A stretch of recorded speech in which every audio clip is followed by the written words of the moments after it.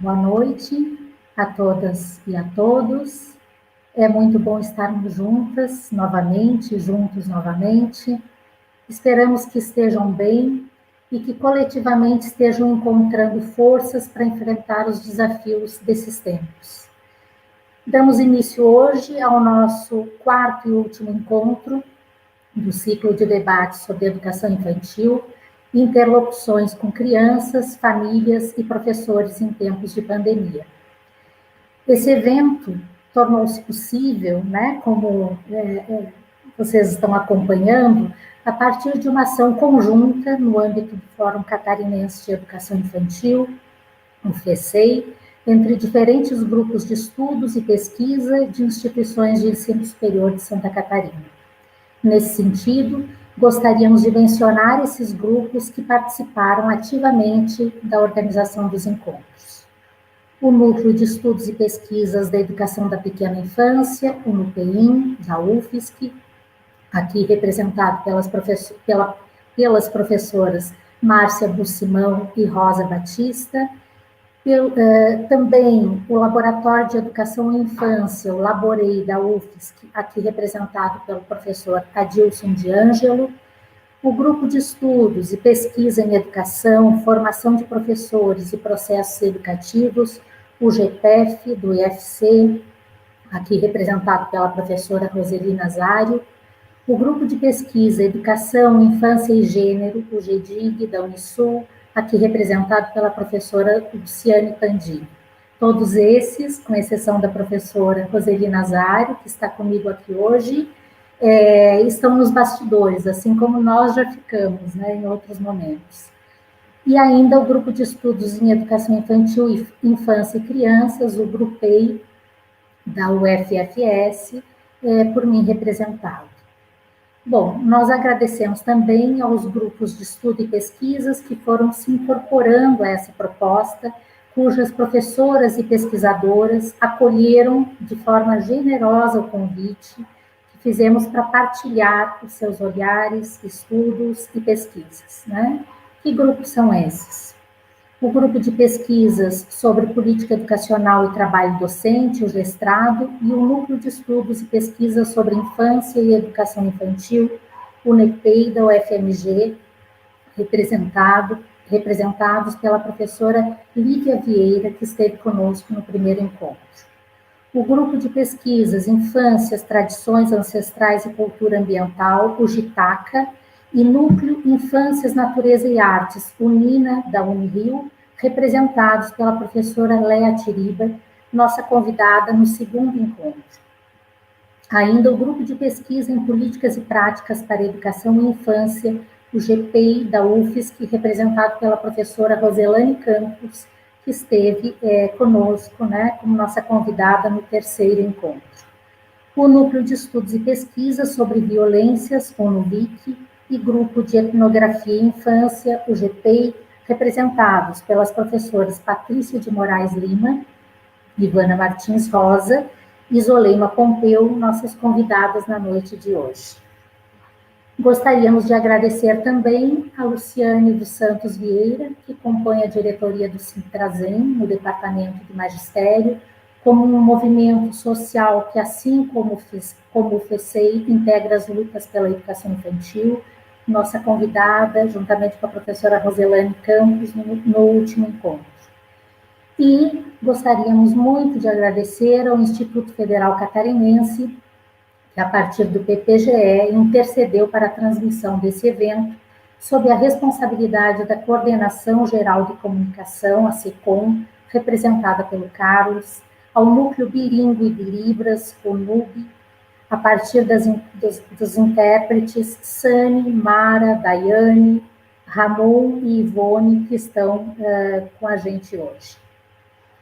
Bem, como nós explicitamos desde o primeiro dia, os nossos encontros têm como foco central os direitos das crianças, das famílias e das professoras, e são encontros permeados pelas múltiplas questões que emergem no tempo presente a partir das condições em que esses atores, crianças, famílias e professoras estão vivendo durante a pandemia.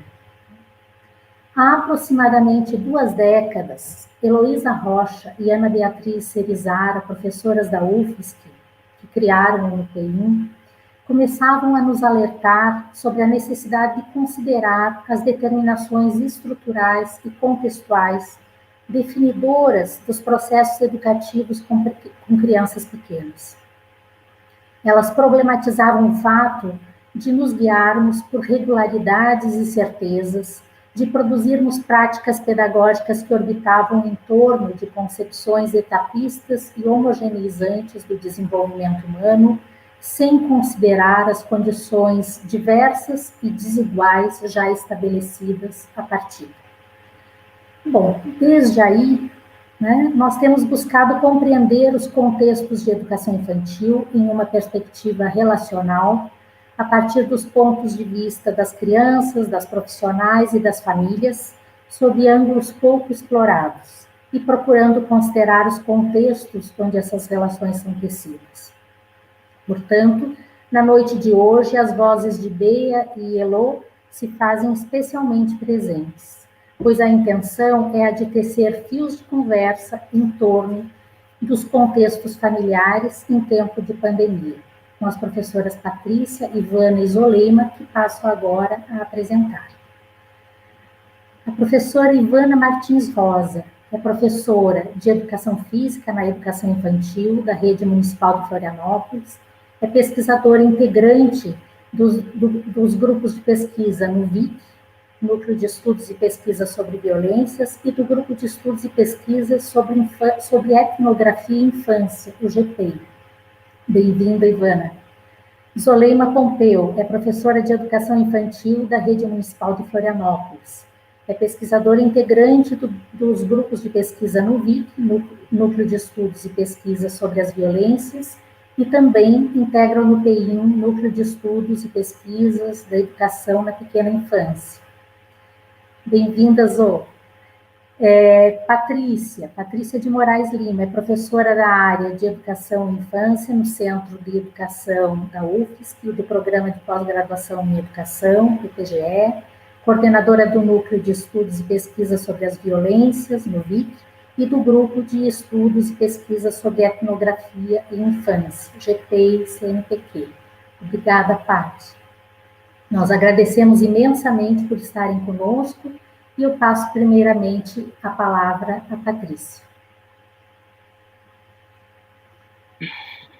Bom, boa noite para todas as pessoas aqui presentes. Agradeço a Andréia as palavras e queremos agradecer também, inicialmente, o Fórum Catarinense de Educação Infantil, as pessoas da Rose Nazário, minha grande amiga, e da André Ribeiro, que fizeram um convite ao nosso grupo de pesquisa, bem como também todas as pessoas envolvidas nessa organização do ciclo, que hoje pude perceber que são várias, né? Eu vim assistindo o ciclo e não sabia desses bastidores, e agora sei o quão grande ele é.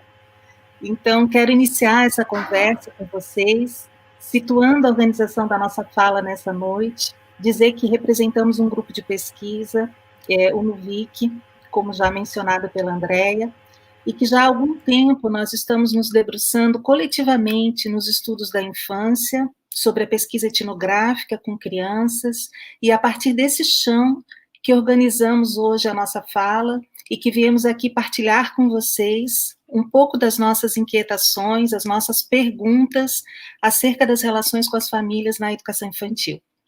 Temos aqui proposto um formato de uma apresentação inicial que prevê a fala da Ivana, que trará um olhar a partir da sua experiência como professora e como pesquisadora para as relações comunitárias e os modos de vida partilhados por universos culturais onde as crianças e as famílias se encontram. Fará isso chamando atenção, a fala da Ivana traz essa chamada de atenção para as relações de proximidade que entendemos, né, compor o que é o estranho e o que é o familiar nessas relações, bem como essa disposição afetiva da escuta das famílias e das pessoas na vida comunitária.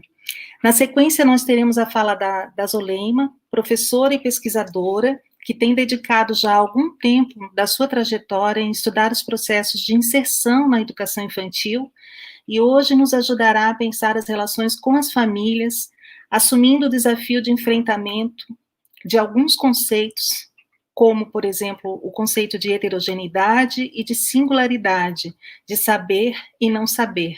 Né? A fala da Zoleima recorta um pouco desses conceitos imbricados dentro disso que ela vem estudando, né, que é a inserção. Por fim, estarei eu novamente com vocês, finalizando essa fala e perspectivando um pouco do horizonte de defesa e garantia dos direitos das crianças em tempos de pandemia. Entendemos, então, que perspectivar um horizonte comunicacional com as famílias necessita colocarmos a pergunta: o que sabemos e o que não sabemos sobre as famílias?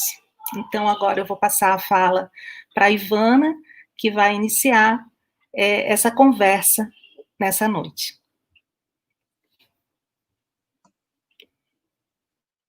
Obrigada, Pati. Boa noite a todas e a todos. Eu começo, então, por agradecer o convite para compor esta mesa com pessoas tão queridas como a Patrícia, a Zoleima, a Roseli e a Andréa. Bom, neste grande teatro, neste ciclo de debates, com essa mesa que procura tecer fios em torno dos contextos familiares em tempos de pandemia, mas eu diria que não só, amo meus fios por encontros e reencontros do meu lugar de experiência profissional e acadêmica, que é a comunidade Chico Mendes, aqui em Florianópolis.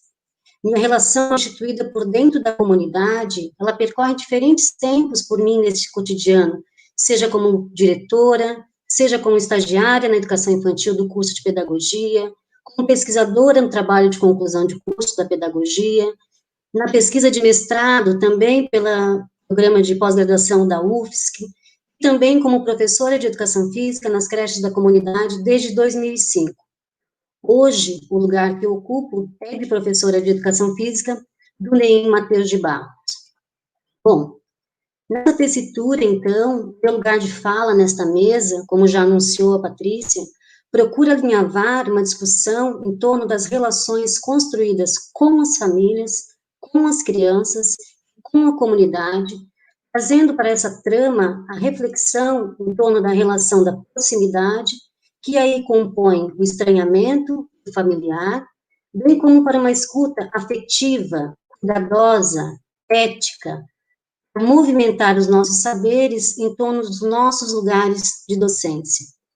Lugar este que precisa se ocupar com as redes de relações interdependentes, que se compõem nas suas singularidades, mas também a partir dos territórios diversos, as quais estão localizadas as instituições de educação infantil nas quais trabalhamos. Mas como é que ocupamos o nosso lugar de docência? Como movimentamos os nossos saberes acerca das famílias, das crianças, da comunidade nas quais trabalhamos? Como conseguimos manter os vínculos afetivos com as famílias e crianças a partir dos seus lugares de pertença? Como constituímos esta relação de proximidade, estando longe e fora, aqui recorrendo ao que nos ensina o antropólogo magnânimo? Nos parece aí que um caminho possível passa por essa escuta afetiva, atenta, sensível, ética, estabelecer, então, interlocuções com as famílias, com as crianças e com a comunidade, de modo muito atento à feitura das suas vidas. Uma escuta que se põe reflexiva, próxima, que reivindica perguntar sobre o que está posto nos diversos cenários, retirando deles a simplicidade que uma resposta possa remeter. As perguntas, no geral, elas complexificam, provocam estranhamento, interrogam o nosso modo de olhar. As respostas tendem a recorrer àquilo que é mais familiar, à simplificação, à homogeneização, aligeram o nosso olhar sobre o outro. Parece-me que habitar sempre o lugar da homogeneidade é também habitar o lugar do conforto. Cada vez mais, talvez precisemos, como diz Deleuze e Guattari, nos desterritorializar para ocupar outros espaços que possam aí reverberar a dúvida e assim movimentar o nosso pensar. É preciso alargar a mirada, estrangar aquilo que vemos.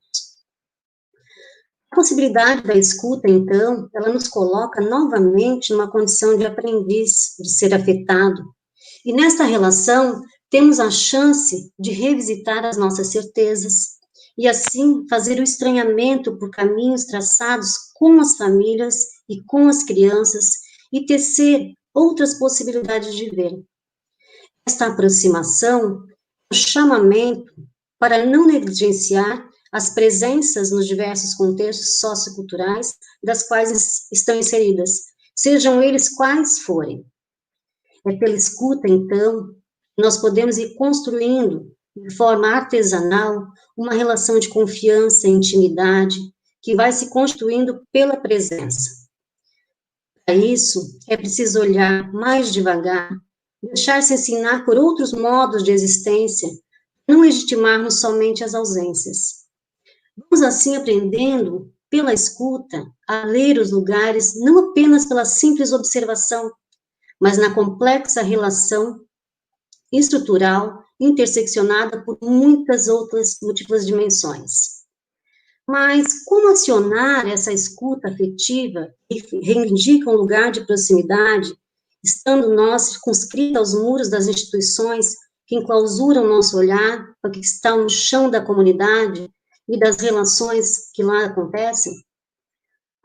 Dodô, um saudoso amigo, que foi uma importante liderança comunitária da região das Chico Mendes, há muito já dizia: a cerca da creche, ela existe, mas ela não cerca nada. Quando Dodô coloca isso em cena, ele faz reverberar as implicações comunitárias, traz para a emergência do nosso olhar de docência a perspectiva relacional construída com as famílias, com as crianças e com a comunidade, e não sobre estes sujeitos. Então, cabe a pergunta: o que temos extramuro, ou extra-cerca das nossas unidades educativas, que também compõem a vida das famílias e crianças? Talvez olhar só por uma fresta, né, ou da porta das nossas salas, dos núcleos de educação infantil, das nossas creches, certamente não é o suficiente para compreender os complexos arranjos polifônicos que narram as vozes que compõem os diferentes contextos aos quais trabalhamos. Léa Tiriba, que também teve nesse ciclo, né, e que movimentou bastante os nossos pensares, convida ao desemparedamento das crianças na tentativa de uma conexão intensa com a natureza, retirando do enclausuramento das salas. Reparem que este conceito, ele também é bastante potente e também nos serve para pensar o nosso próprio desemparedamento, para também buscar um lugar de horizontalidade que possamos redimensionar a nossa posição de sujeito docente nas relações com as famílias. Nesse sentido, o desemparedamento, ele aproxima o nosso olhar para perto e para dentro, como nos diz Magnani, e nos convida ao encontro com as nuances que compõem cada lugar, e cuidadosamente escutar aquilo que por vezes não é possível ouvir do lugar que estamos a ocupar, e assim estranhar aquilo que parece tão familiar, familiarizar-se com aquilo que em princípio é tão estranho, fazendo aí um exercício de desemparedar a vida humana. O ato, então, de desemparedar, permite uma imersão no contexto, uma perspectiva de inserção de forma relacional, de um estar junto com, como convida Maffezoli, o que pressupõe a atualização do nosso olhar, as formas de emergência das infâncias de cada contexto. Afinal de contas, nós estamos falando de infâncias, crianças, famílias, na sua pluralidade. Mas quais processos de escutas afetivas e de aproximações cuidadosas possíveis com os diversos contextos? Nestes tempos que eu aqui estou, ou melhor, que lá estou, na Chico Mendes, eu fiz algumas escolhas de aproximação e de uma escuta para desaprender um pouco do olhar. De certa forma, os caminhos que eu lá trilhei atravessam sobre mim, se desdobram na minha investidura, no sentido de um inacabamento da minha própria docência. E uma das escolhas que fiz foi realmente desemparedar, abrir os portões da creche e sair para a rua. Passou também a ser o meu lugar de mirada. Então, passei a escutar pelas ruas, pelas lideranças comunitárias, pelas crianças que brincam nas ruas, as famílias que narram seus cotidianos, pelas visitas nas casas das crianças, pelos encontros com pessoas nos diversos lugares da comunidade, pelas igrejas, pelas músicas, pelos projetos sociais, pelos recortes de jornais, pelas artes, pelo transporte urbano, pela polícia, pelas imagens, enfim, um conjunto de vozes que me dizem de diferentes ângulos sobre o mesmo lugar, que é a comunidade Chico Mendes. Uma polifonia que reivindica a escuta afetiva e reflexiva de perto e de dentro, e que provoca um olhar caleidoscópio sobre o vivido, e vai compondo aí uma cartografia de aproximações que interpela o conceito de infância, criança, filha universal. Nesse sentido, então, eu peço licença a vocês para aqui expor algumas imagens desse contexto, entendendo que também as imagens são possibilidades de escuta. São imagens feitas por crianças, por outras pesquisadoras e por mim, que me ajudaram e ajudam a enxergar as ausências e presenças constituintes desse cotidiano.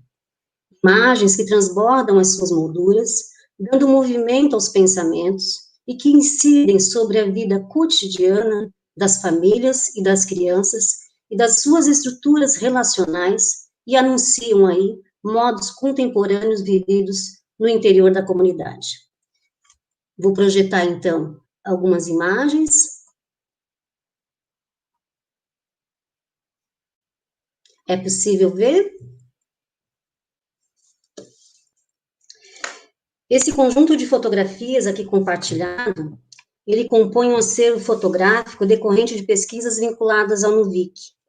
Neste sentido, os slides que compõem essas imagens são pesquisas feitas no meu mestrado, no estágio de pedagogia, em parceria com outras professoras da rede de Florianópolis, com a Adriana Mara Felisbino, que certamente está conosco nesse evento, Laura Tomazetti, e também com imagens da pesquisa de conclusão de curso da professora Maristela Della Flora, que certamente também está conosco.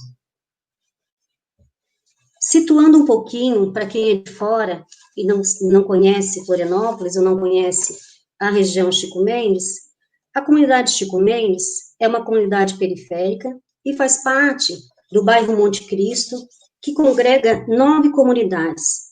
Está localizada na parte continental da cidade de Florianópolis, em Santa Catarina. Por serem comunidades tão juntas uma das outras, por vezes fica difícil traçar um limite territorial. Vocês podem perceber aí em vermelho que estão localizadas ali 3 comunidades, mas por serem tão próximas uma das outras, elas passam a ser conhecidas também como região da Chico Mendes. Convido a todas e todos que estão ouvindo este momento a fazer um exercício. Quando olham de longe e de fora para Chico Mendes ou comunidades periféricas das suas cidades, quais os principais discursos conseguem ouvir?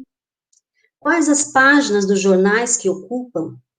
Qual imagem foi construída no imaginário social sobre estas comunidades?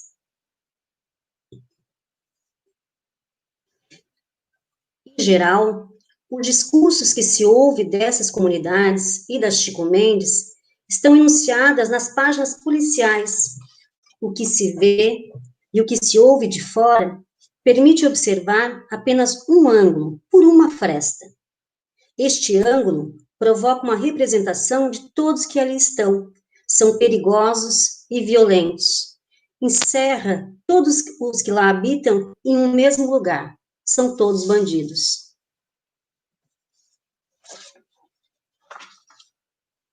Herdamos estes discursos e esticamos essas memórias, por vezes, sem nunca estranhar, sem nunca questionar.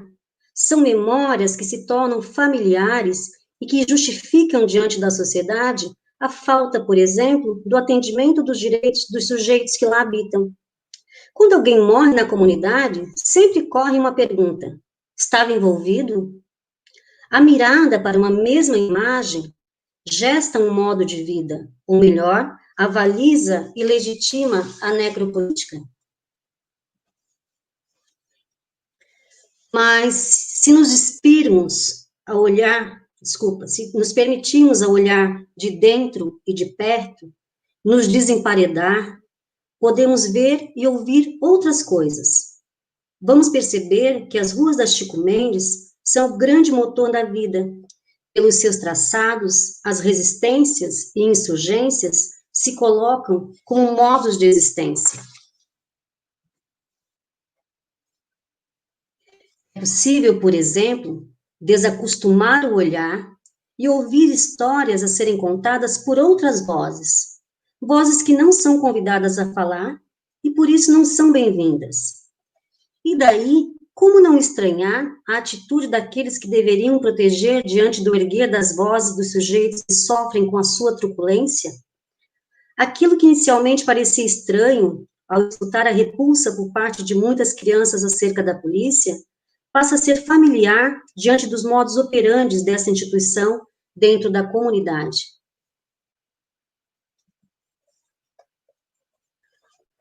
Quando entramos na comunidade e nos permitimos e nos despirmos das certezas e do olhar que foca somente a falta, encontramos beleza, potência. Os grafites espalhados pelos muros da comunidade sinalizam um modo próprio de expressão. A arte exposta revela a contestação, os modos de pensar, a resistência. Mesmo quando estão silenciosas as ruas, através dos seus grafites, gritam seus modos de vida. Seu colorido torna-se subversivo diante das formas modulares de viver a vida. E é pelas ruas, na aproximação com a comunidade, que é possível conhecer a arquitetura das pequenas casas da comunidade, que se compõem em sua ampla maioria sem quintal, sem pátio, mas fruto de lutas intensas pelo direito à moradia digna. As casas coloridas, que aparentemente são todas iguais, se diferem pela singularidade da marca de cada morador. E por serem essas casas tão pequenas, as pessoas ocupam as ruas.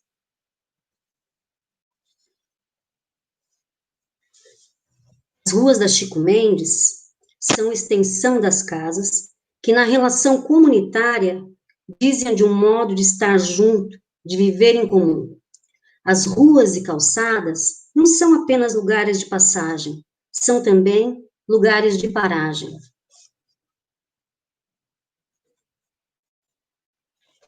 Nessas paragens vão abrigando histórias, seja pelos varais que ficam a secar ao sol, expondo pelas roupas penduradas a intimidade da sua gente, ou nas conversas com vizinhos ou aqueles que por ali passam. Nas ruas, os laços se fortalecem e o tempo, por vezes tão corrido, toma uma outra cadência, o da intensidade.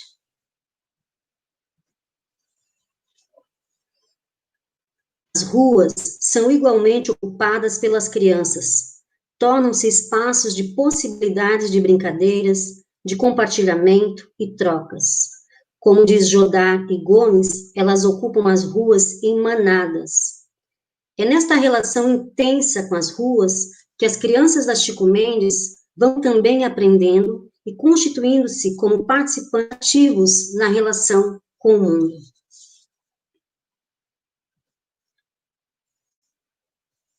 Nesta relação comunitária, elas nunca estão sozinhas. De longe ou de perto, sempre alguém está olhando, pois uma dinâmica comunitária, os filhos são de todos. Há sempre algum adulto por perto a acompanhar.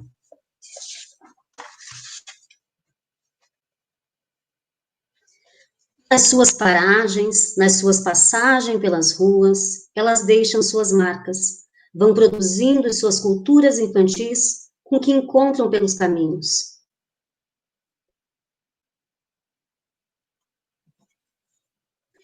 Nos seus territórios, vão revelando que para elas tem importância. Como disse Manuel de Barros, que a importância de uma coisa há que ser medida pelo encantamento que a coisa produz em nós.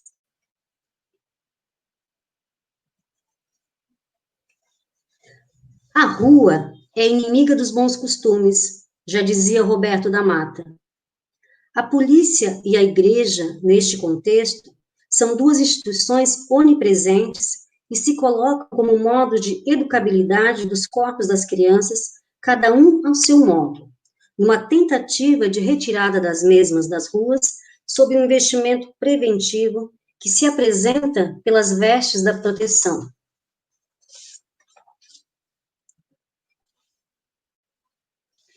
A aproximação com as organizações comunitárias colocam-se também como um modo de escuta que permite ampliar os modos de compreensão das relações estabelecidas dentro da comunidade. Aliás, as organizações sociais passam a ser, sobretudo neste momento, fundamentais para muitas famílias diante das suas necessidades básicas de sobrevivência. A comunidade Chico Mendes dispõe de linha de ônibus que vai até o centro da cidade. O horário inicial é bem cedo, e o horário final, durante a semana, não é muito tarde. Aos sábados, finaliza às 13h50, e nos domingos não tem. Curiosamente, os horários convergem para jornadas de trabalho. Estranhamente, a linha de ônibus da Chico Mendes está suspensa desde o dia 10 de agosto, em função da pandemia. Estranhamente, uma comunidade toda isolada, ao mesmo tempo que os sujeitos que lá moram fazem parte daqueles que exercem os serviços essenciais e não têm o direito de fazer o isolamento social.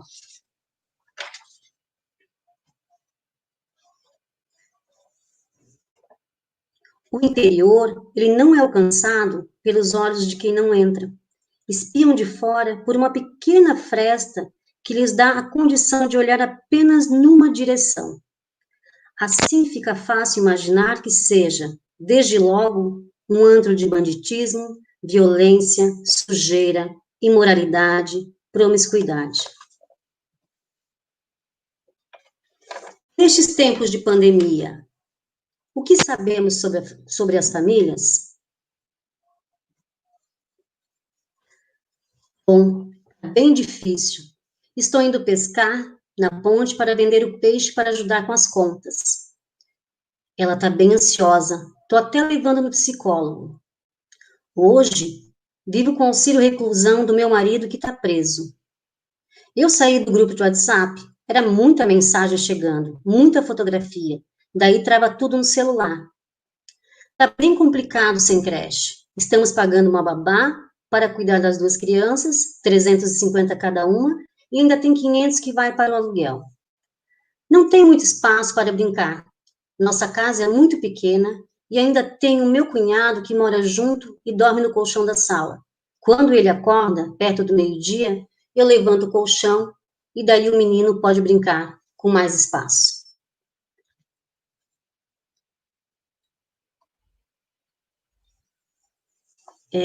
Depois dessas falas, então, que são falas lá das famílias da comunidade, eu encerro a minha fala aqui e passo, então, a palavra a Zoleima e agradeço a atenção.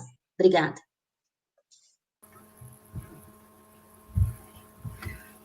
Então, uma saudação especial a todos e a todas, né, e dizer que nesses tempos tão difíceis, torna-se tão importante e necessário a gente estar juntos em diálogo, né, então, e fazer isso aqui junto com essas pessoas tão especiais que instigam o nosso pensar, é algo muito potente. Então, eu gostaria de agradecer, né mais diretamente para a Rose e para a Andréia, esse convite de estar aqui, dizer que esse formato também é bem desafiador para a gente, né, mas a gente está juntas e isso, então, é possível fazer, né, a gente se sente animada com esse formato, assim, e dizer, então, que eu queria deixar uma saudação especial também para as minhas colegas da rede, né, que sei que muitas estão aí nos assistindo, né, e também de outras redes, né, então, para a gente dar continuidade a esses fios de conversa.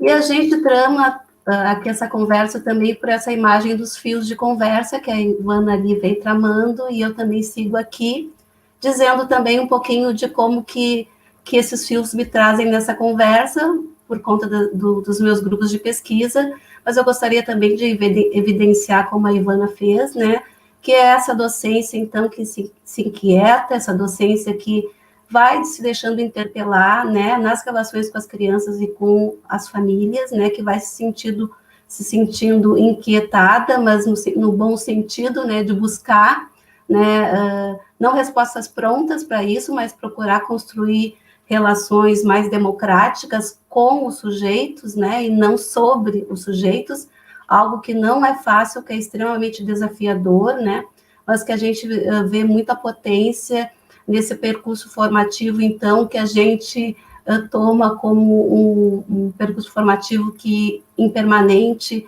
inacabamento, né, de uma impermanência constante, e a gente está aqui juntos, então, nesse diálogo também, refletindo, né, tentando evidenciar isso que é constitutivo da nossa docência, que é a reflexividade.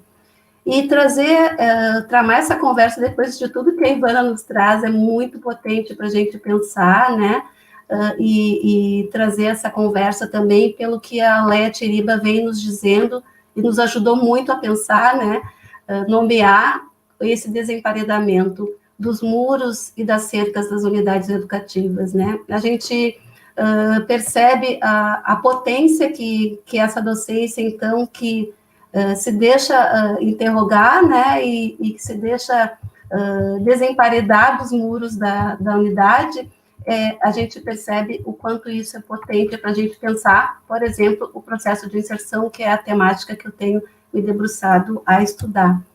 E reflito que isso é esse conceito de inserção é imprescindível para a gente considerar, então, esse aspecto da dialogia, né, que quando, então, a gente, na relação com os outros, se deixa afetar, né, a gente, com muitos outros, né, porque não é só uma família, são muitas famílias, né, a gente precisa compreender que essas famílias estão inseridas em contextos sociais, culturais, então a gente também precisa compreender que a gente precisa se movimentar com relação a esse fora, né. E eu gostaria de tramar essa conversa, então, né, para a gente ir refletindo juntos aqui, né, que a inserção, então, nos lança esse grande desafio, né, para nós docentes, que a gente, então, estando por dentro desse processo relacional, a gente assume, então, que a gente também faz parte desse processo de inserção, né, a gente, então, tensiona um pouco o conhecimento que a gente vem tramando, que é através do conceito de adaptação, né, a gente tensiona isso porque o conceito de adaptação, sim, a gente estaria esperando os outros que chegam para se adaptar a esse lugar. O que a gente está chamando a atenção aqui, que por ser relacional, então, a gente também está por dentro dessas relações e a gente, então, precisa, né, se movimentar para conhecer esses outros, esses muitos outros, e que estão, sim, situados em seus contextos de vida, de uma comunidade, com aspectos sociais e culturais específicos de cada família, né? E a gente vê muita potência nessa possibilidade, porque a gente, ao se movimentar desse modo, a gente talvez comece a tensionar, né, a histórica dicotomia, né, que vem encapsulando as relações, que a gente tem chamado assim, que é o dentro e o fora, né? Algo que a Ivana trouxe bem para a gente ver de que modo que a gente está vendo essas famílias, né, essas crianças por frestas, ou se a gente está realmente se movimentando para conhecê-las na sua inteireza humana.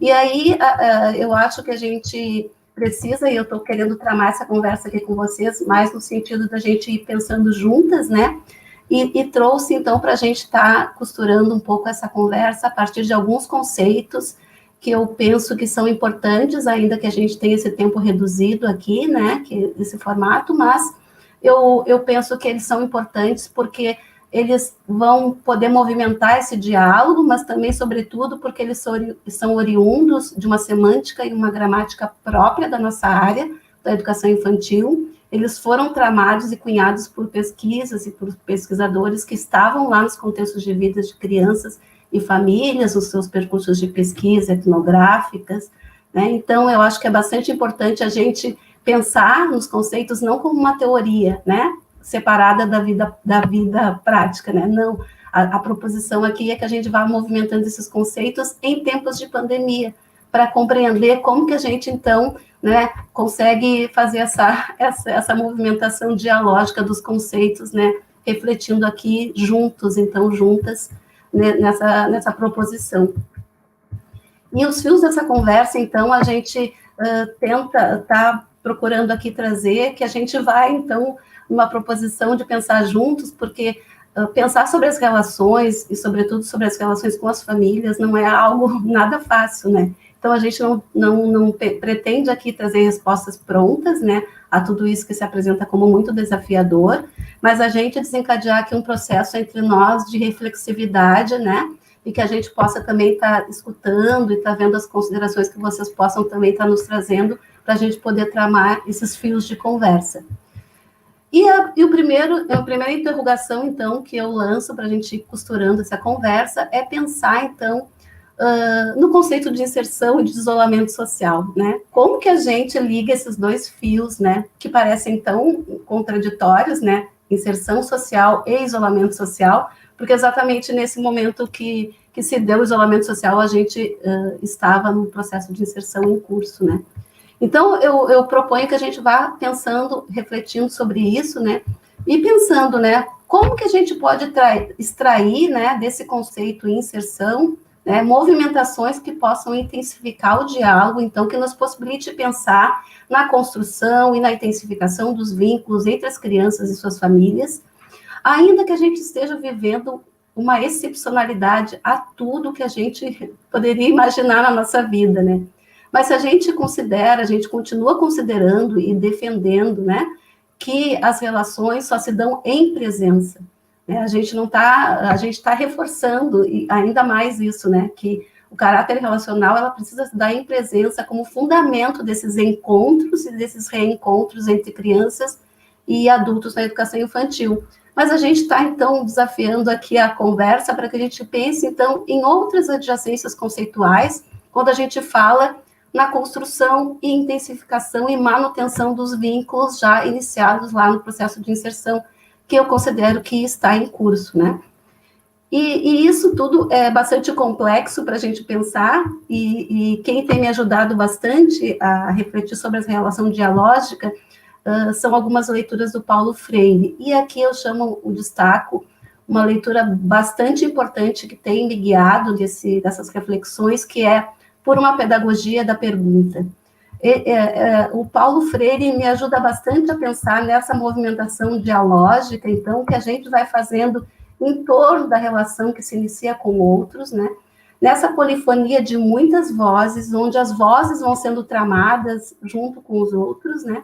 Um processo dialógico muito bonito e que a gente precisa encarar, mas desafiador.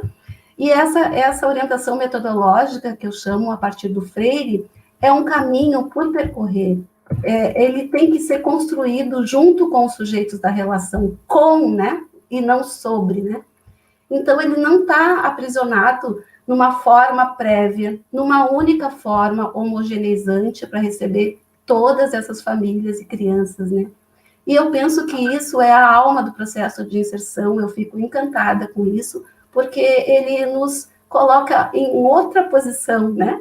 Porque a gente, então, precisa considerar, se o aspecto relacional é a centralidade, então, do trabalho educativo-pedagógico, a gente tem que considerar que essas famílias, elas chegam até mesmo antes das crianças, lá no processo de matrícula. Então, nós teríamos que pensar, então, uma temporalidade outra que não caminha junto com o início do ano letivo, ele se antecede, né, não tem essa linearidade, né? Então, é bastante potente a gente pensar o quanto isso ainda é desafiador para a gente construir relações com as famílias que chegam, então, no processo de inserção, lá em novembro, para as crianças novas, mas a qualquer tempo, sempre que uma família, né, acessa o seu processo de matrícula. E isso é bastante desafiador para a gente pensar quem que recebe essas famílias, quem faz os primeiros contatos, de que modo, né? E isso tudo é bastante desafiador, porque evidencia o quanto a gente ainda precisa avançar na construção dessa relação dialógica, né? E Paulo Freire nos ajuda a pensar que, metodologicamente, então, a gente teria que sempre ficar nos perguntando sobre quem são essas crianças, essas famílias, né, que estão circunscritas a uma determinada comunidade. Freire vai nos dizendo, então, que esse processo precisa ser movimentado por incessantes perguntas, né, com vistas aí tramando, então, esse processo relacional, circunstanciado aos contextos de vida. E aí eu fico me questionando e coloco também essa pergunta para a gente pensar juntos, né? Esse acompanhamento mais detido das singularidades, né, sociais de cada criança e cada família não seria, então, o vínculo necessário, importante, para que a gente se vinculasse, né, a cada família e cada criança? Algo para a gente estar aqui pensando juntas, né? Nos nossos estudos coletivos, né, nos nossos grupos de pesquisa, a gente vem pensando muito sobre as relações. E a gente vem bastante inspirada também pelas leituras do professor Carlos Scliar, porque ele nos diz, né, nos ajuda a pensar que conhecer os outros não é uma relação nada tranquila. Principalmente porque ele nos ajuda a pensar, que ele nos diz, né, que está assentada no não saber. E para a gente é algo bastante importante pensar nisso, porque é exatamente o que a gente não sabe que movimenta a relação com os outros, né? É muito potente a gente pensar que a gente se movimenta muito mais pelo não saber do que pelo saber. Mas essa pergunta que a gente se faz sobre os outros, ela não é apenas um rol de perguntas, né? Como se fosse uma entrevista, né? É um ponto, sobretudo, para a gente pensar qual o significado da pergunta que eu faço acerca desse outro. Porque, ao fazer isso, eu tomo uma reflexividade e um ponto de inflexão sobre mim mesma. E, nesse sentido, eu acredito que a potência desse processo de humanização que a inserção nos coloca, ela nos coloca nessa posição relacional que metamorfoseia esses nossos pretensos saberes sobre quem são esses outros, né? Que tipo de família são, né? Porque a gente precisa sempre se voltar a se interrogar.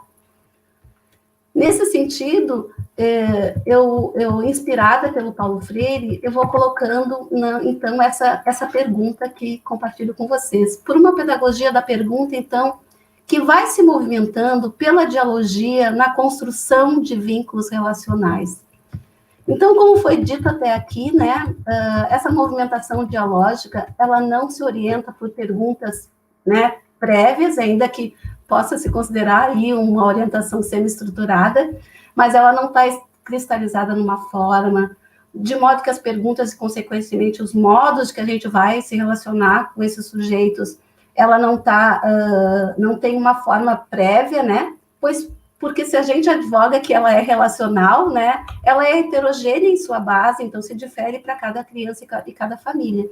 Então, como que a gente trama isso? Por uma escuta atenta, por um olhar sensível, uma escuta cuidadosa na construção de vínculos com essas crianças e famílias, e estar conectadas com conhecimentos, então, vinculadas a todo esse percurso da comunidade, com os seus aspectos sociais e culturais, como a Ivana bem nos trouxe aqui, com a sua percepção tão atenta da comunidade na qual ela trabalha. Isso tudo está implicado, e é muito bacana isso, né, pensar que a Andréa citou aí a professora Heloísa Rocha e a Bea, que também são as minhas inspirações, né, e acredito que de muitas pessoas aqui, ela também, a professora Heloísa Rocha, vem nos ajudando a pensar os princípios educativos. E aí eu trago um conceito que ela nos ajuda muito a pensar, né, acerca do conceito de ausculta. E eu gostaria de movimentar essa ideia do conceito de ausculta nesses tempos de pandemia, né? Porque como que a gente, então, né, a gente vai compondo com conhecimentos contextuais, com sentido e significado social e cultural, implicado nisso que a professora Heloísa nos chama de ausculta. Como que a gente, então, percebe as manifestações comunicativas e expressivas das crianças e das famílias dando movimento a esse conceito e também nos questionamos como que é possível exercer essa escuta nesses tempos de pandemia? Como tramar, então, tudo isso que foi vivido até agora, né? Que não é muito tempo, dentro da temporalidade, né? De novembro até meados de março, se a gente for pensar, mas existe sim uma trama aí relacional já iniciada. Como que a gente, então, intensifica, né, por essa escuta atenta, já iniciada, né, capazes de fomentar, então, e manter viva as relações e os vínculos entre as crianças e os adultos. Então, a gente vai ter que fazer esse exercício, né, de pensar, se a gente for atentar lá para as relações iniciadas na inserção, né, que vão se compondo diariamente, trazendo as marcas desse compartilhamento, em que vão sendo, então, construídas modalidades comunicativas entre adultos e crianças, de forma diferenciada para cada um, conforme esses percursos que as crianças vão fazendo em torno da inserção, a gente teria que se perguntar quais os elementos que a gente tem mapeado acerca desses percursos de cada criança e de cada família em torno da inserção na unidade educativa.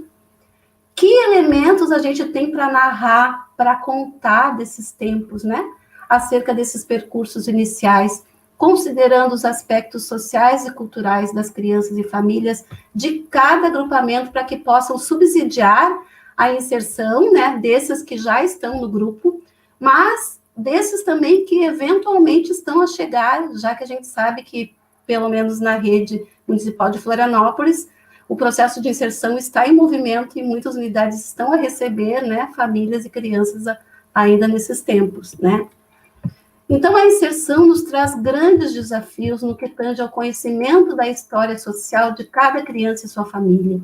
Desafios que não são fáceis para a gente poder conhecer, então, as trocas sociais a partir da ampliação desses laços com o ingresso na creche. E para que a gente conheça os elementos culturais próprios de cada família. Como que a gente faz tudo isso, né? É bastante desafiador, mas a nossa documentação toda já vai nos orientando e nos diz que a documentação pedagógica possui centralidade fundamental de ser um elo, um meio de sistematização desses elementos, então, que vão sendo pautados a partir de uma observação atenta, trazendo subsídios essenciais nessa relação dialógica de que falo, e a necessidade desse compartilhamento docente, então, na possibilidade de, a partir desse compartilhamento docente, trazer proposições para as crianças e as famílias nesses tempos, a partir de um planejamento que realmente faça sentido, né, para as famílias e para as crianças.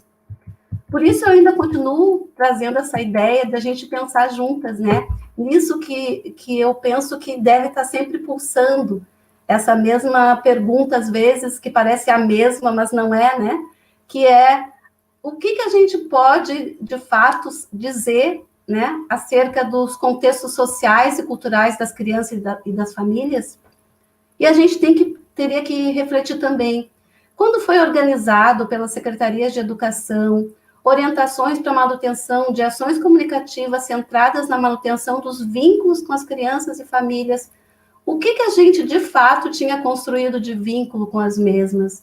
Quais os fios que nos ligam às crianças e às famílias? Questões, então, que a gente veio aqui movimentando no sentido da gente refletir juntas. E eu trago, então, isso que a gente vem aqui, né, que esse fórum também vem pontuando, que é por uma pedagogia da pergunta que se oriente pela defesa dos direitos das crianças. Porque tudo isso que foi falado até aqui, né, ele está assentado na defesa dos direitos das crianças, de proteção, de provisão e de participação. Nesse sentido, eu trago um pouco das minhas reflexões também do processo de inserção e destaco um dos direitos, né, que é o direito à atenção individual em espaços de convívio coletivo, e agora, então, nos espaços, né, atenção individual nos espaços, né, dos seus contextos familiares. E esses direitos estão bastante elencados no rol de documentos, e aqui eu destaco um documento Critérios para um atendimento em creches que respeite os direitos fundamentais das crianças, no qual também o nosso documento orientador do processo de inserção também se pauta, e, recentemente, então, esse documento organizado pela professora Maria Malta e outros pesquisadores para um retorno à escola e à creche que respeite os direitos fundamentais de crianças, famílias e educadoras, que reatualiza o outro e movimenta, né, a questão dos direitos para esses tempos que a gente está vivendo.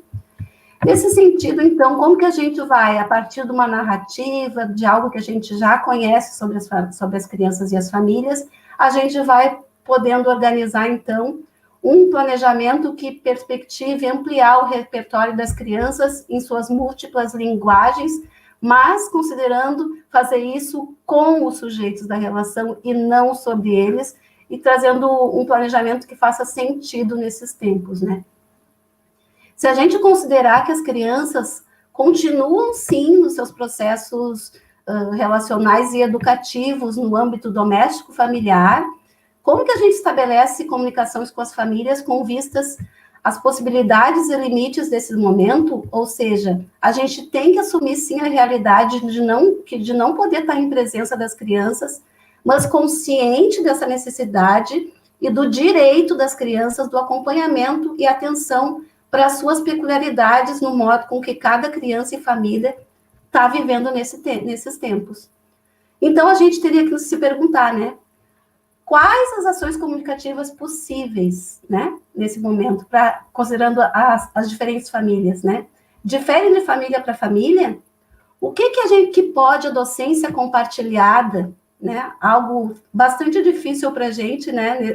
Para a gente pensar, um desafio ainda um desafio muito grande da nossa área, mas que a gente precisa avançar no sentido de compreender as especificidades do trabalho coletivo em equipe. Quando a gente se coloca frente ao desafio, então, de operar por dentro dos indicativos e orientações legais, que já indicam, então, a complementariedade no educar e cuidar, da relação entre instituições, família e educação e contexto educativo, a proposição, então, a gente ir costurando isso, né, por essas movimentações que eu chamo de adjacências conceituais, né? E essa pergunta pulsa em mim, né? Quem, então, são os sujeitos, crianças, famílias e docentes? E considerando esses tempos que vivemos, né, que a presença não pode ser possível, né? Como que a gente, então, vai manter os vínculos relacionais com essas famílias? E aí eu também, tramando, né, muito motivada pelo Paulo Freire, por uma pedagogia das perguntas que considere a potência da heterogeneidade cultural. E as minhas reflexões lá no mestrado e também agora no meu processo de pesquisa em curso do doutorado, eu venho pensando também que essas tramas, né, heterogêneas, elas também estão imbricadas naquilo que a gente chama das singularidades sociais e culturais, né? Porque quando a gente recebe muitos outros na relação educativo-pedagógica, a gente não pode desconsiderar esses pertencimentos sociais e culturais, porque eles são as tramas possíveis para estabelecimento de vínculos. Por isso, a gente considera que as singularidades estão tramadas na heterogeneidade. É nesse ponto de ampliação dos laços sociais das crianças que eu compreendo essa dinâmica relacional. E trago aqui uma inspiração muito especial da professora Teresa Sarmento, uma pesquisadora portuguesa, que vem ajudando a pensar, né, nessa transitividade, nessa movimentação das crianças entre dois cenários principais, né? O cenário da casa, doméstico familiar, e o cenário da instituição educativa, né? E essa ideia que ela nos traz, né, de uma ideia de uma criança, então, cidadã, participativa, que transita entre dois cenários principais, ela também nos ajuda a pensar, né, nas possíveis imbricações entre esses dois cenários e não dicotomias. E isso também é bastante importante para a gente pensar, e venho trazendo também, inspirada bastante por alguns estudos da professora Rosenete Schmidt, né, que ela nos ajuda a pensar, porque ela utilizou essa autora, a Peppa Ordena, na multiplicidade de relações que estão compostas, né, nessa trama relacional. Relações que são entre instituições, né, por vezes orientações da secretaria para as unidades educativas, relações que são compostas, então, entre professores, entre docentes, entre pares de crianças, entre famílias, de famílias com os docentes, e aqui a gente poderia elencar uma infinidade de díades, de tríades, né, porque isso é bastante complexo.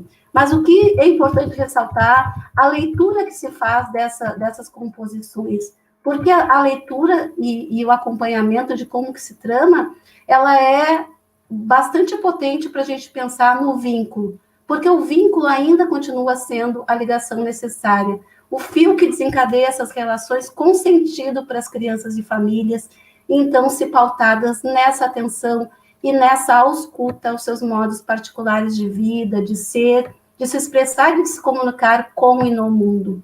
O vínculo continua sendo imprescindível desde antes, mas quando a gente estava em presença, mas muito mais agora, né?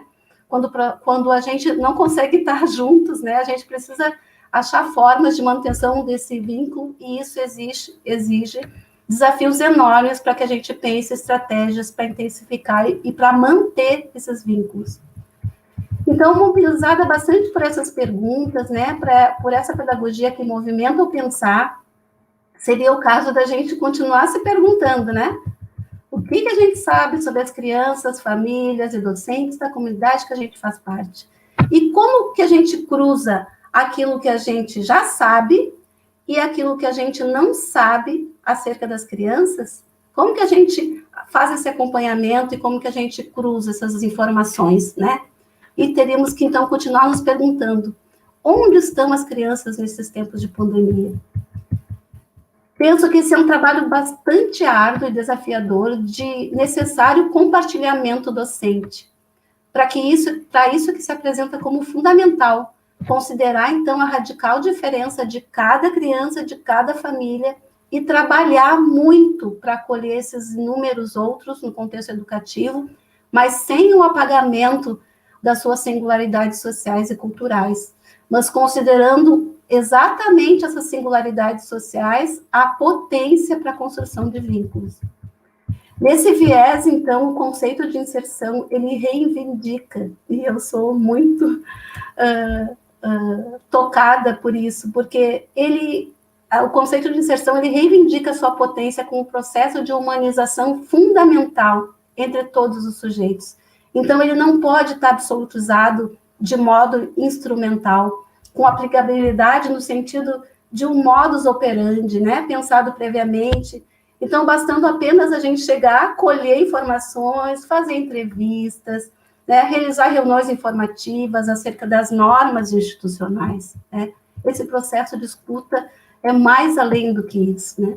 O conceito de inserção, então, por sua centralidade relacional, social, cultural e, portanto, na formação de vínculos, deve estar tramada com e na vida social. Então, a gente teria que se perguntar reiteradamente, né, a partir da pandemia, de que modo cada criança e sua família tem vivido, considerando o momento de isolamento social? Qual o impacto disso tudo na vida das crianças? Como acompanhar essa cotidianeidade alterada, né? Quais as estratégias possíveis nesse momento?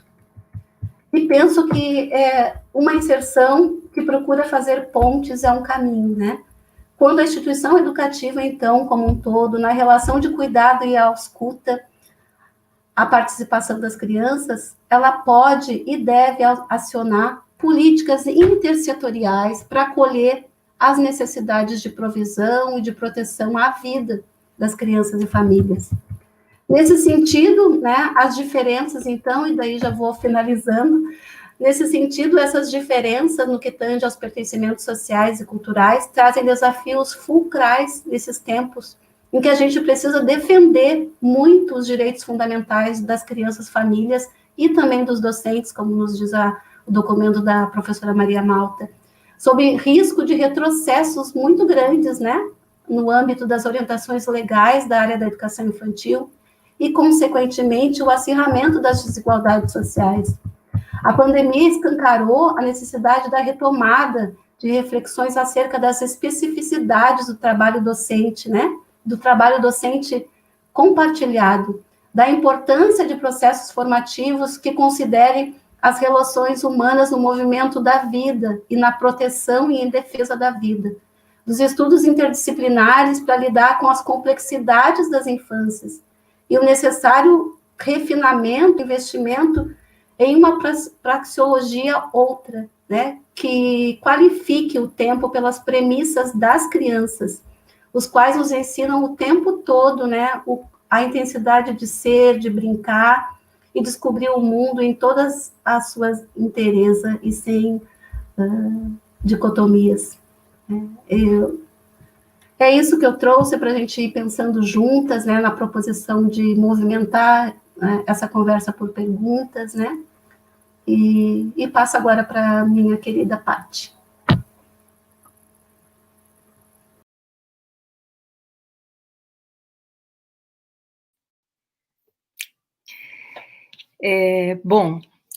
Coube a mim, depois dessa fala da Zoleima, dessa fala importante, né, da Ivana e da Zoleima, que localizam um movimento gradativo de incorporação de um conhecimento sobre e com, né, junto com todos os outros, que são as famílias, que são as unidades educativas, que são as professoras e professores nesse momento de pandemia, né? Então, coube a mim agora fechar um pouco essa conversa, esses fios, e aqui a tentativa é justamente alinhavar os fios de todas as conversas nesse ciclo que ocorreu, né, por vários encontros e que foi gradativamente também incorporando questões e colocando questões e questionamentos acerca daquilo que nós podemos pensar e fazer nesse momento tão adverso que vivemos, né? Então, buscar um pouco aqui a referência do encontro com a Lívia, quando ela perguntava o que nós sabíamos sobre as famílias, né? Ela contundentemente nos fez essa pergunta, né? O que nós sabemos sobre as famílias? Quando do encontro também com a Leia, que chamava atenção para a necessidade de um olhar de desemparedamento da educação infantil, bem como também o encontro que nos antecedeu agora, né, na semana passada, que trouxe a importância de um olhar para as professoras e professores da educação infantil, o cuidado, né, com a saúde psicológica, com os enfrentamentos, né, que são feitos cotidianamente nesse lugar, né, de ser professor e professora da educação infantil nesse momento tão complexo. E hoje, então, aqui com vocês, o nosso trabalho em conjunto é justamente pensar esses fios de conversa, né, e que tem como objetivo chamar a atenção para as relações com as famílias e com as comunidades, e, sobretudo, o nosso papel na rede de defesa e garantia dos direitos das crianças. Gostaria, então, de iniciar sobre esse horizonte de perguntas que foram feitas agora nessas falas da Ivana e da Zoleima. O que sabemos sobre as famílias? Desde qual lugar nós olhamos para as famílias? Quais são as proximidades construídas? Quais dificuldades que enfrentamos com as famílias? Vejam que essas perguntas, elas nos arremessam para outras, que poderão nos deslocar para irmos ao encontro do que ainda não sabemos, como frisou aqui a nossa Zô. Portanto, outras perguntas são possíveis, né? Quando nós nos encontramos com o que nós não sabemos, nós podemos fazer outras perguntas? Que outras perguntas, né, nós conseguimos fazer nesse momento?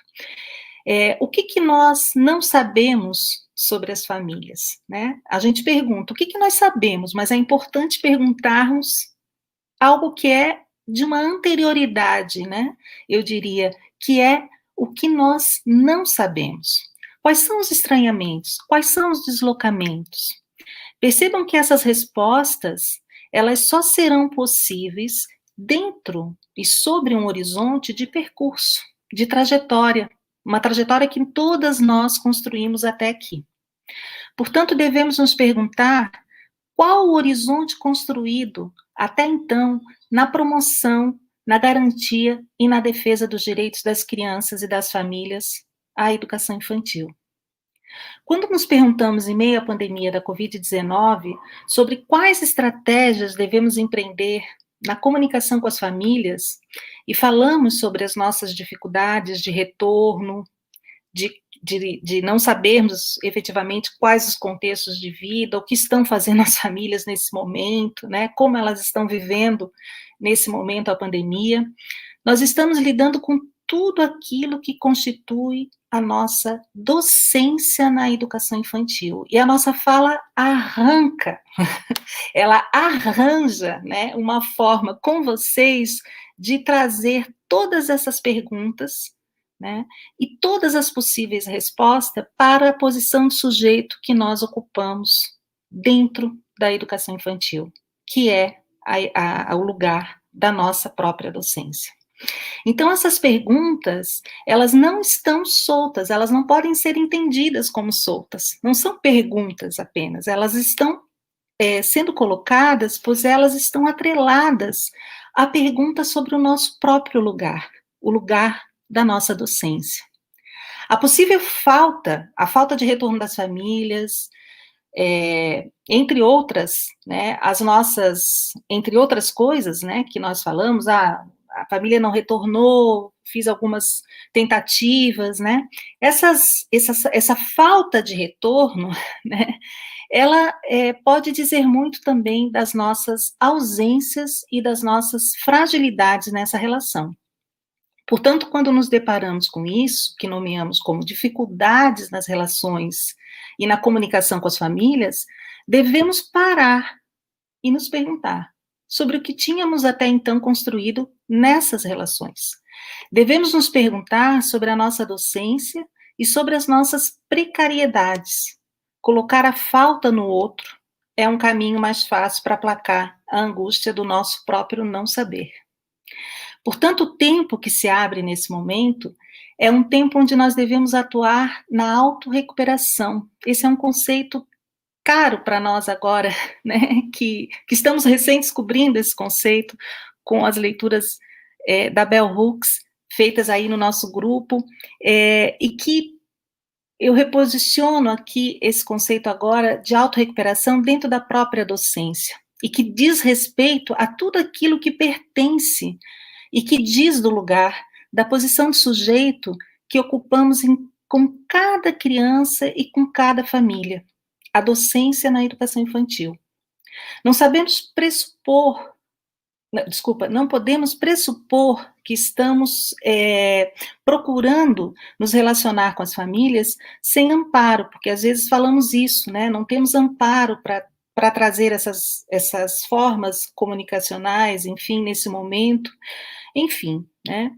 Então, devemos pensar que isso de achar que não temos esse amparo, né, traz um olhar atento e uma pergunta atenta sobre tudo aquilo que nós temos construído em torno da documentação pedagógica.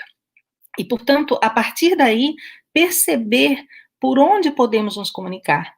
Qual modo de comunicação nós podemos, nesse momento, construir? Precisamos pensar nessas particularidades, nessas diferenças que dizem respeito a tudo aquilo que nós sabemos sobre a família e tudo que precisamos ainda saber para construir essa proximidade. Para nos comunicarmos, então, com as famílias, precisamos nos situar na pergunta: quais relações tenho construído com as famílias na minha docência, na educação infantil? Quais os contextos de vida das crianças e das famílias que eu atendo nos grupos, né, em que eu estou na educação infantil? Quais os princípios que estão colocados na docência da educação infantil para construirmos as relações com as famílias? Para que possamos percorrer essas perguntas, eu convido vocês a fazermos um outro exercício de pensamento. Então, vamos falar brevemente do tempo. Que tempo é esse que hoje vivemos? Como garantir os direitos das crianças e das famílias em tempos de pandemia. Como caracteriza-se a nossa docência nesse tempo? Porque nós não deixamos de ser professoras, concordam? E nem podemos nos afirmar assim, né? Porque somos professoras e estamos todas, como vi há pouco tempo, os pés inchados de uma grande querida professora, que colocou os seus pés em rede para mostrar o quanto trabalha. Então, nós não deixamos de ser professoras, né? Quais são, então, os conhecimentos que nós precisamos ancorar para a tarefa da nossa docência nesse momento de pandemia? Vejam que essas perguntas nos exigem muito e nos colocam numa tarefa árdua de autorrecuperação, de uma historicidade marcada por uma docência em permanência. O tempo que temos à nossa disposição é de experimentação, de um profundo mergulho de autorrecuperação que atua sobre uma pergunta não dirigida ao outro, mas a nós mesmos. Uma autorrecuperação que interroga o lugar de quem faz a pergunta, interroga a posição do sujeito, o ser professor e o ser professora na educação infantil. É tempo de nos ocuparmos de nós mesmos, não individualmente, mas num exercício de profunda partilha dos nossos saberes e não saberes. Mergulhadas nessa tarefa, devemos inventar formas de equilíbrio para o nosso ecossistema, como nos lembrava a Leia, numa das suas falas aqui do ciclo. A Covid-19 chega como fruto da nossa própria desintegração, uma desintegração que não se delineia apenas por uma exposição ao vírus que surge de repente, mas uma desintegração política, social e educativa. A nossa autorrecuperação pressupõe, portanto, uma localização e uma leitura macro e micro. Precisamos situar essa pandemia em processos contínuos de opressão colonial e capitalista, que reduz e captura a nossa força vital, neutraliza a nossa energia pulsional e atua intensamente para a nossa normatização. Como nos disse o Eli Ronick, a subjetividade colonial e capitalista paga para poder manter a sua hegemonia. O sintoma é uma sociedade viral que põe uma pergunta: onde e como estão as crianças? Onde e como estão as famílias? Percebam que a leitura de mundo, que se torna essencial acionar, diz respeito a entender que vivemos em um país marcado pelas desigualdades sociais, onde o racismo é estrutural, onde a produção de pobreza e a destruição do nosso ecossistema são dispositivos que definem a macropolítica. Essa leitura é essencial. Esses reconhecimentos tornam-se ponto de partida para que possamos nos revestir de uma micropolítica, onde o direito de existir e o direito à vida devem balizar a nossa prática, no caso aqui, a nossa docência. Percebam que necessitamos de alguns reconhecimentos que antecedem toda e qualquer relação que se queira nesse momento constituir. Precisamos saber das desigualdades sociais, precisamos compreender que a Covid-19 no Brasil atinge e mata progressivamente muito mais a população negra e indígena, e que isso nos diz respeito, enquanto professoras, enquanto professores, que atuam na educação como um direito. Precisamos reconhecer quais os modos de vida das crianças e das famílias em estruturas, escalas sociais, culturas, contextos, como nos mostrou Ivana, e que isso define, sim, nesse momento, como estão as famílias lidando com as suas vidas em meio à pandemia da Covid-19. Toda e qualquer luta pela defesa e garantia dos direitos das crianças e das famílias, nesse momento, deve amparar-se por esses reconhecimentos. E se não temos, então devemos investir esforços na formação para que os tenhamos, pois esse é o nosso lugar no mundo, enquanto educadoras, já nos dizia Paulo Freire. O tempo que se faz presente nos lança para um exercício de docência que desempareda-se que já não está mais nas instituições, que está em rede e atualiza-se no cuidado ético de si e do outro. O cuidado de si, ético de si, assume a tarefa de autorrecuperação das nossas práticas, da nossa documentação pedagógica, dos nossos processos formativos, da nossa história. O cuidado do outro assume o desemparedamento como desafio normativo, pautado em nossas precariedades e desconhecimentos.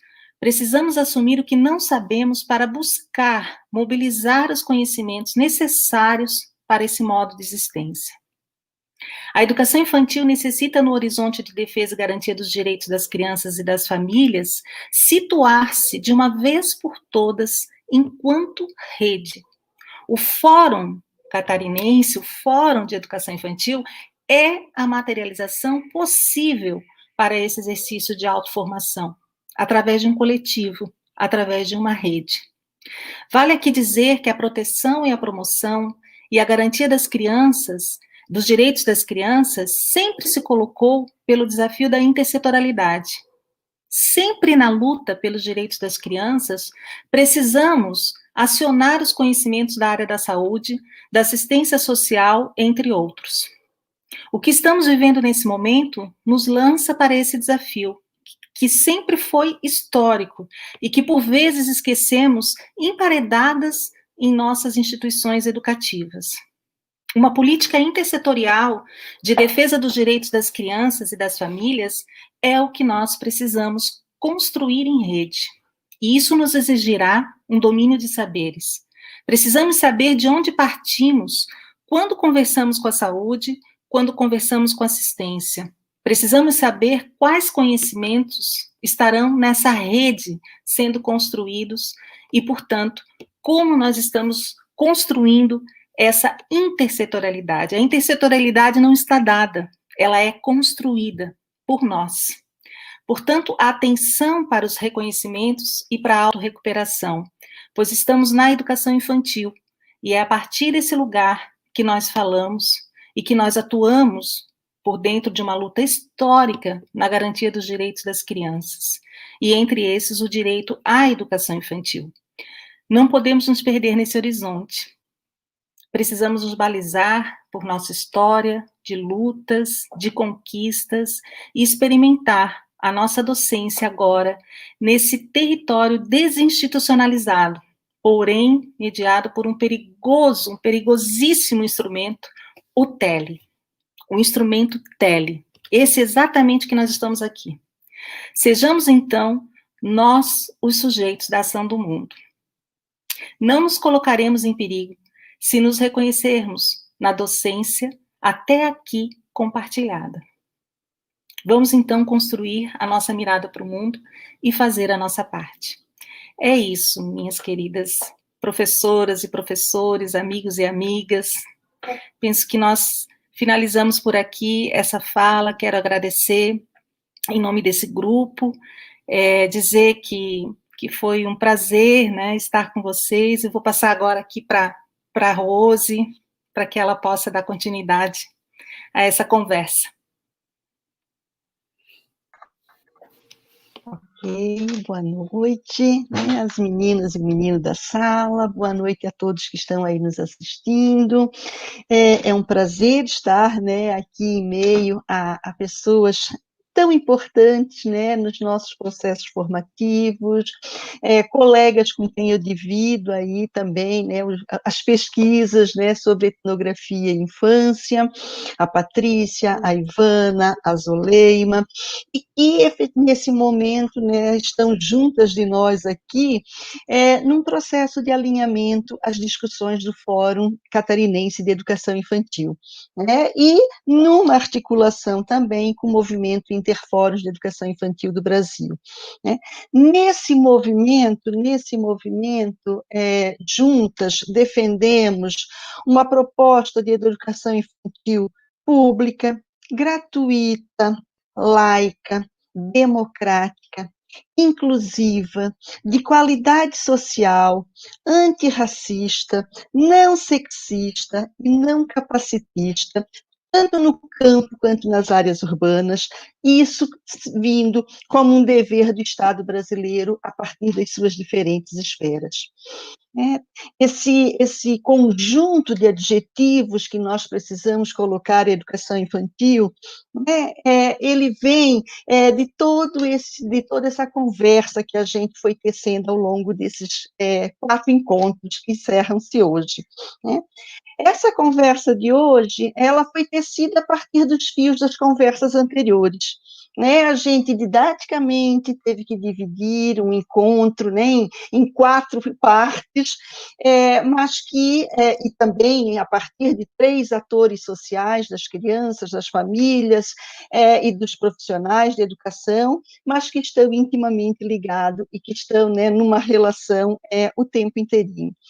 Acho que o nosso ciclo, ele tentou dizer desses indicativos e dos avanços da educação infantil, que foi reconhecida em 1988, aliás, pela Constituição Federal, no seu caráter educativo, depois reforçado pelo ECA e depois ainda pela LDB e tantas outras legislações que vêm. Nesse processo histórico que a gente vive, de história da educação infantil, nós, por exemplo, problematizamos o conceito de adaptação. Um conceito que hoje a Zoleima nos traz por um outro lugar, que é o lugar da inserção. Efetivamente, num discurso, Zoleima, de extrema importância para nós, a partir de um conceito muito caro que a gente vive, e que nos provocou a pensar a partir de um conjunto de perguntas, e entre elas, quais os fios que unem a inserção e o isolamento social das crianças e das famílias. E a Zoleima nos faz isso a partir desse diálogo com Paulo Freire e que nos mobiliza a pensar muito sobre esse conceito. Nós pensamos também nessa nossa trajetória histórica aí, nesse caráter educativo das instituições de educação infantil, a partir daquilo que a Ivana nos chamou a atenção, assim, como ocupamos o nosso lugar de docência nesse lugar? Em especial na relação com as famílias, a partir do seu lugar de pertença. E a Ivana traz para nós a Chico Mendes, retratando uma realidade de Florianópolis, mas que poderia estar no sul de Santa Catarina, no oeste de Santa Catarina, poderia estar no nordeste brasileiro, no sudeste brasileiro, porque esta é uma realidade que tem marca no nosso país. Nós assumimos também esse exercício de uma docência que se atualiza no cuidado ético de si e do outro, tal como apontou a Patrícia para a gente, que nos indica que, em tempos de pandemia, nós somos convocados muito mais a pensar nessa necessidade de uma política intersetorial.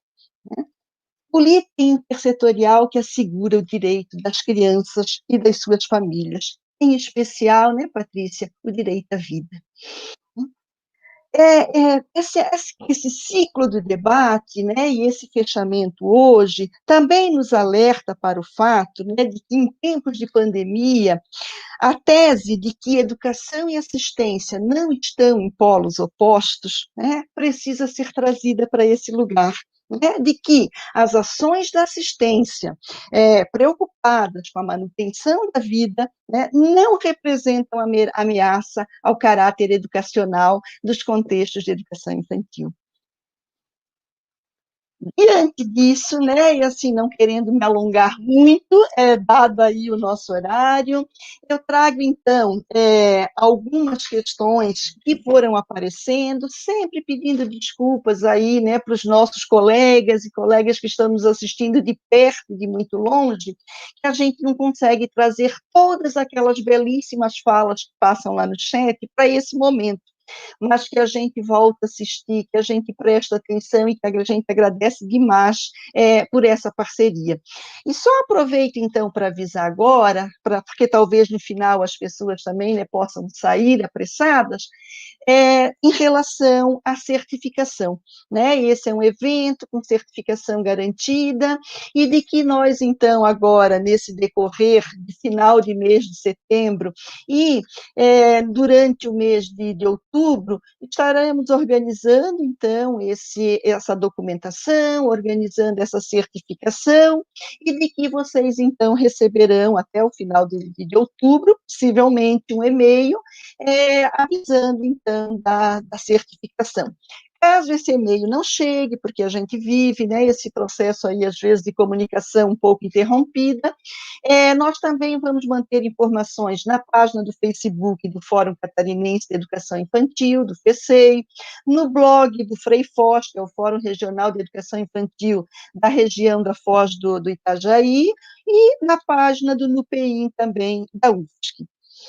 Bom, diante disso, né, agradecimentos feitos, avisos colocados, eu vou trazer, Patrícia, Ivana, Zoleima, alguns comentários e algumas questões que apareceram durante, né, que foram retiradas do chat, que os meus amigos fazem esse papel hoje, para que vocês, então, possam ir tecendo a partir delas as suas considerações para a gente fazer os encaminhamentos, tá? A Mariana Lopes nos diz: prazer de te rever, professora Patrícia, ótimas lembranças de suas aulas e de suas aulas. Ivana, colega de graduação, e Zuleima, companheira e colega de unidade. Beijos e sucessos a vocês sempre. A Josiane, que vem lá de longe, né, lá de São Luís do Maranhão, ela vai dizer: em São Luís do Maranhão, precisamos galgar caminhos muito longos no que se refere a esta relação família-escola. Talvez por isso sentimos tanta dificuldade neste momento no ensino remoto. A Ana Ventura diz: orgulho de trabalhar no NEIM Mateus de Barros e ter como parceira Ivana, com essa consciência política e social. Parabéns pelo encantamento e a valorização com a comunidade. O Juliano Silveira nos diz: as condições concretas da vida cotidiana das famílias nos mostram o quanto precisamos avançar em termos de políticas públicas. A pandemia evidenciou ainda mais as nossas mazelas. É um grande desafio essa manutenção de vínculo com as crianças e famílias, principalmente pela ruptura que se deu justamente no período de inserção. Tudo ainda por ser descoberto e agora redescoberto. E algumas perguntas, então, né? Estabelecer o vínculo não é mandar ação comunicativa, mas saber como as crianças estão. E quais as demandas das famílias?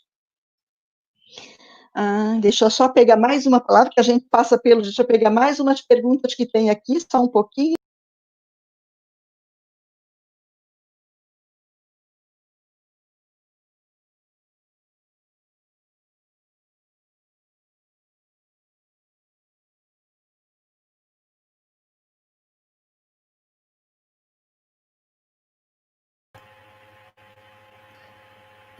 Eu acho que tivemos um probleminha com a Rose. Se vocês quiserem, Paty, Ivana, Zoleima, começar a comentar um pouquinho e fiquem bem à vontade, né? Na maior parte são comentários mesmo, comentários afetivos também, né? Mas fiquem à vontade para se colocar em relação às questões que a Rose nos trouxe. Posso começar? Por favor. Tá bem. Eu vou agradecer, né, a Mariana, as outras pessoas. A Rose está voltando. Vou comentar. Queres continuar, Rose? Eu posso comentar um pouquinho essa última pergunta, né? Tá. Agradecer, né, a presença de vocês, os afetos, os comentários, né, carinhosos dessa trajetória bonita que a gente vai partilhando com as professoras, com as alunas, né, com pessoas que a gente pôde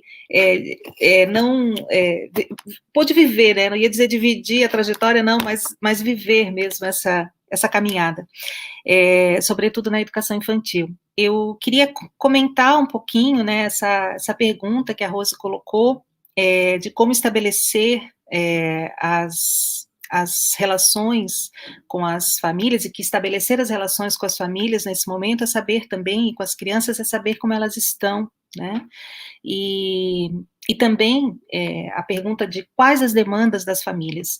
Justo isso que nós tentamos situar aqui, né, é super importante que a gente parta dessa pergunta inicial, né, porém ela imediatamente nos coloca uma outra demanda, né, quando a gente pergunta como será que estão as famílias, ou que constituir o vínculo com ela nesse momento é saber como elas estão, né? Isso requer da gente um conhecimento também sobre as condições socioculturais que envolvem as famílias e os contextos em que elas estão, né?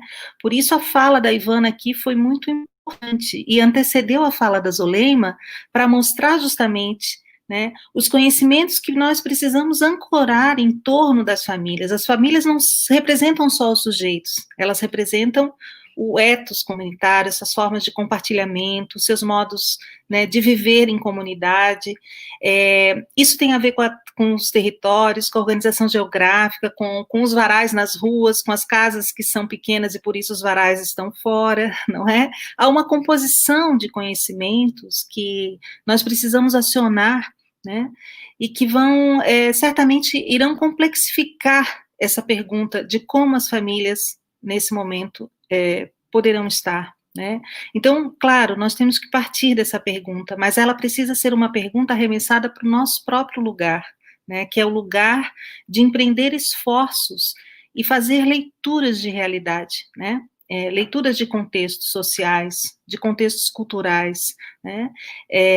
Dos espaços onde essas famílias estão e, portanto, a rede se encontra, né? Então, nós temos aqui, por exemplo, em Florianópolis, uma rede extremamente diversificada, né, na composição de toda a geografia de Florianópolis. Em cada lugar nós temos modos de compartilhamento, né, de vida que são muitos, né, e portanto muito diferentes também, né. Isso implica um pouco, isso que a Zoleima chamou a atenção, de uma docência que pauta-se pela heterogeneidade, né. Então é nesse sentido que eu entendo, né, ser importante fazer o exercício de resposta a essas perguntas.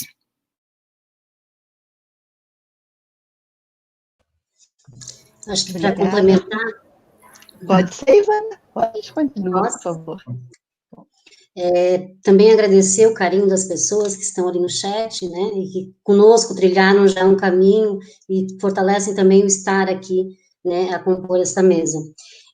Trazendo um pouquinho porque a Patrícia traz, eu acho que tudo isso, o que a gente quis mostrar aqui também, é esse movimento, essa inserção que não se dá só pelas famílias, mas a nossa própria inserção contínua nesta relação. Então, olhar para essas demandas, como ressalta ali a Patrícia, é justamente olhar para essa complexidade toda que está em volta da família, nos seus territórios comunitários, né? Porque não é só, como eu lá levantei, olhar por uma fresta, mas é aproveitar o espaço dessa fresta e entrar e olhar por dentro e ver quais são as condições todas que estão ali imbricadas. Então, fazer esse exercício um pouco mais complexo mesmo das perguntas, né? Não tantas respostas, porque isso nos deixa também num lugar de mais comodidade. E essa pergunta, as respostas sempre simplificam muito os contextos. E a gente tende a ir sempre por esses lugares. Obrigada, Rose. Eu também gostaria de agradecer essa possibilidade de diálogo, que a gente estava com frio na barriga, mas eu acho que foi bastante desafiador, né, para mim, pelo menos, mas tão profícuo e tão rico, né, para minha experiência dialógica aqui, nisso que eu chamo de dialogia, que a gente está tramando aqui nessa conversa por muitas vozes, né, e trago também essa ideia, a partir dessa pergunta, quais as demandas, né, como quais as demandas das famílias, como acompanhar, eu penso que eu também tramo essa pergunta com outra pergunta, né? O que pode a docência compartilhada nesses tempos, né? Porque foi algo que eu também ali fiz na minha conversa ali, que eu fui tramando, porque eu acho que aí tem muita potência a gente no investimento necessário, nas possibilidades que a gente tem nesses tempos, né? De se abraçar, como a Paty bem chama atenção, de trabalho coletivo em rede, né? Que foi esse esforço que a gente fez aqui hoje e que eu acho que é uma experiência que a docência compartilhada, né? Outro dia eu assisti uma live da professora da Márcia Bans, né? Que está aqui com a gente, e ela chamava bastante atenção disso, que a gente ainda precisa de um investimento muito grande de pesquisas com relação à docência compartilhada, porque é um desafio muito grande nesses tempos, né? Então, eu entrelaço essa pergunta com essa outra pergunta. O que pode a docência compartilhada entre colegas, né? Nesses tempos, nessa ajuda mútua, nessa frente desafiadora que a gente tem.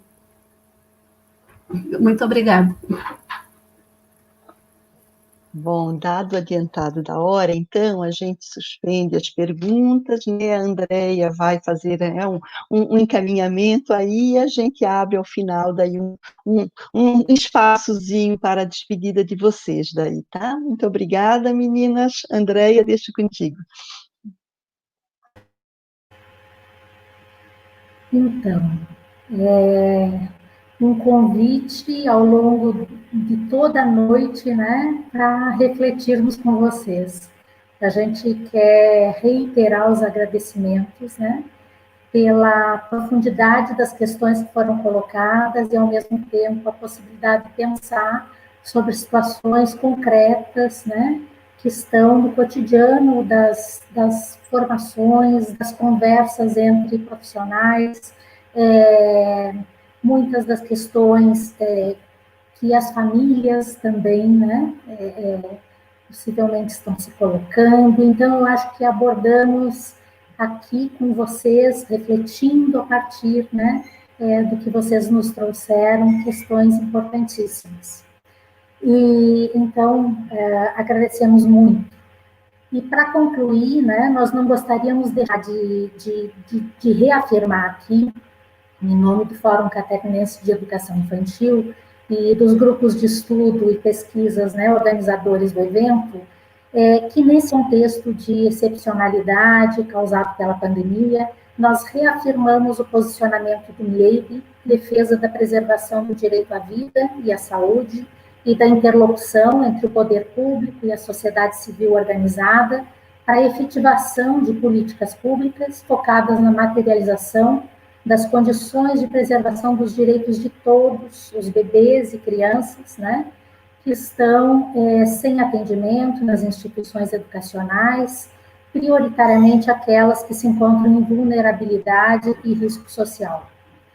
A defesa do MIEB, então, sempre foi pela garantia do acesso ao direito à educação infantil, mas em condições adequadas, e em atenção aos demais direitos de todas as crianças do Brasil. O direito à educação deve ser garantido com segurança.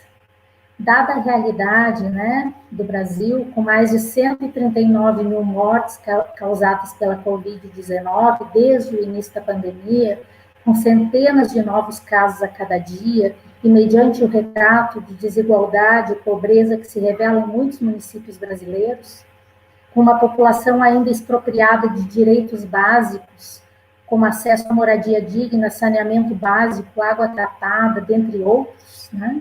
Enquanto não se apresentarem políticas públicas específicas que possibilitem condições locais de segurança sanitária, nos posicionamos contrários ao retorno do atendimento presencial na educação infantil. Então, ao finalizar esse ciclo de debates, nós reiteramos, né, nossos agradecimentos a esse número expressivo de pessoas de diferentes lugares de Santa Catarina e do Brasil que nos acompanharam desde o primeiro encontro. Né? Agora fica aberto, Rose, colegas, né, para as despedidas aí, e é isso, a palavra está com vocês. Meninas, eu cedo espaço para vocês aí como as nossas convidadas. Vocês podem, então, fazer a sua saída do espaço, por favor. Então, vou rapidamente, pelo adiantado da hora, né, agradecer mais uma vez o convite por estar aqui, né, é uma honra estar com vocês o tempo todo, e reiterar também a importância desse espaço de debate coletivo, né, para fortalecer ainda mais essa caminhada, esse processo que nós estamos vivendo até aqui e o que ainda vem pela frente. Obrigada pela oportunidade, espero ter contribuído aí com o debate e suscitado aí muitas questões que possam movimentar o nosso lugar da docência. Obrigada. Eu também agradeço, foi uma experiência dialógica bastante potente para continuar pensando nesse processo de inacabamento e de permanência constante, né, nesse processo formativo que é a docência. E agradeço bastante, um abraço especial a todos, né, a creche Caetana, no meu coração, que eu sei que tem muitos colegas aí assistindo, e obrigada. Bom, eu quero também reiterar aqui as palavras da Ivana e da Zulema, agradecer a elas também por estarem juntas, agradecer ao grupo de pesquisa que nós temos construído juntas, né, todas as outras meninas que estão junto conosco nesse grupo, é um trabalho muito coletivo e eu, como falei antes aqui, feito também por muitas interlocuções, né, acho que aqui vocês representam essas interlocuções, a Dilson, Andréia, Rose, Márcia, Kátia, que deve estar por aí também, né? E muitas outras pessoas que já foram citadas aqui, como a Heloísa, e assim a gente vai construindo grandes redes, né, de afeto, a Rosinha, a Rosa, enfim, quero agradecer, dizer que estou muito contente com a possibilidade de estar nesse diálogo que continua, né, que continua agora, porque acho que o Fórum fez um grande trabalho aqui, com o apoio dos núcleos de pesquisa, mas reiterar a importância desse lugar e de como ele pode continuamente movimentar essa luta, tá bom? Muito obrigada, boa noite. Bom, então, encerro aqui, né, o nosso quarto encontro, nosso último encontro. Já agradecemos a vocês três por essa partilha, agradeço a Andréia, né, por dividir essa responsabilidade, dizer que as coisas, né, quando acontecem ao vivo, acontecem desse jeito mesmo, a gente cai quando não pode cair, mas que ao longo, né, desses 4 encontros na companhia de Adilson, de Luciane, de Rosa Batista, de Márcia, de Andréia, conseguimos colocar este ciclo em movimento, conseguimos colocar esse trabalho, né, junto ao Fórum Catarinense de Educação Infantil, e dizer das dificuldades que representa este momento para nós, mas de dizer da possibilidade de que esse diálogo se deu, mesmo que à distância, mas também com muita proximidade. Então, um abraço carinhoso para todas as pessoas, né, que estão aí nos mandando inúmeros comentários, que assistem reiteradamente os eventos que ficam no ar, e dizer que encerramos aqui, então, esse movimento. Andréia, boa noite para vocês.